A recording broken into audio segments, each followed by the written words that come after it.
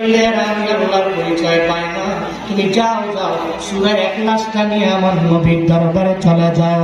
যখন সূরা ইখলাস নবীর উপরে নাযিল হয়ে গেল, আল্লাহ পাক নবীকে জানায়া দিলেন, কুল হুয়াল্লাহু আহাদ আল্লাহুস সামাদ লাম ইয়ালিদ ওয়া লাম ইউলাদ ওয়া লাম ইয়াকুল লাহু কুফুয়ান আহাদ।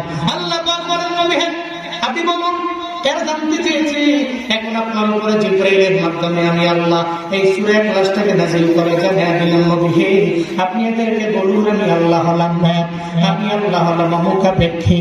দুনিয়ার কোন ব্যক্তির কাছে আমি আল্লাহ কোন কাজের ব্যাপারে যাওয়া লাগে না, নবী লাম ইয়ালিদ ওয়া লাম ইউলাদ, আমি কাউকে জন্ম দেই নাই, কারো কাছ থেকে আমি আল্লাহ জন্ম নেই নাই।